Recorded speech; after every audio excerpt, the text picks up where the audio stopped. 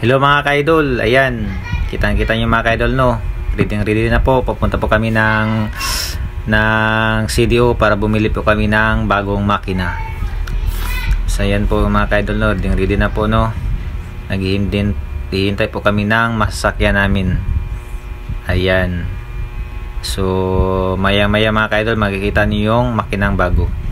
At saka yan na mga ka-idol, sakay na kami ng bus. Ayan po si Genpax TV mga ka-idol. So ayan mga ka-idol, so mamaya mga ka-idol, papakita namin sa inyo yung bagong makina namin. So ayan, nandyan na po kami sa bibilihan ng makina. Nandyan po kami sa store nila. So, yan po mga ka-idol, oh. Kitang-kita yung mga ka-idol, yan yung store nila mga ka-idol. Ayan, at saka yan mga ka-idol. So yung kita, yan na po mga ka-idol, yan na po yung makina mga ka-idol. Yan, kinuha na ni Mamang Guard at saka ni yung helper dyan sa sa store na yan. Yan po si ProKip 18 HP.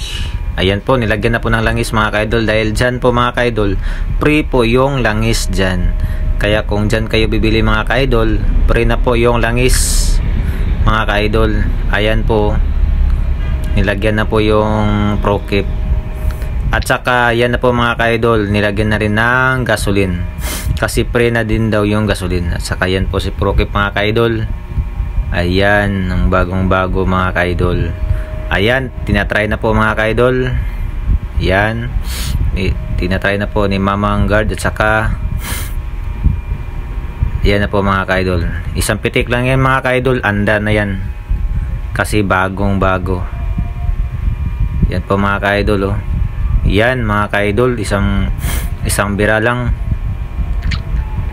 Ayan po si 18 HP mga ka-idol. Kaya kung gusto nyo bumili mga ka-idol, try nyo to mga ka-idol, ang lakas to mga ka-idol. Ayan.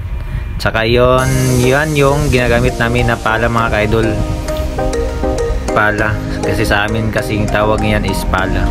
Yan po yung store ng mga ka-idol, tuna. Ayan mga ka-idol, at saka dyan namin lalagay, ikakarga.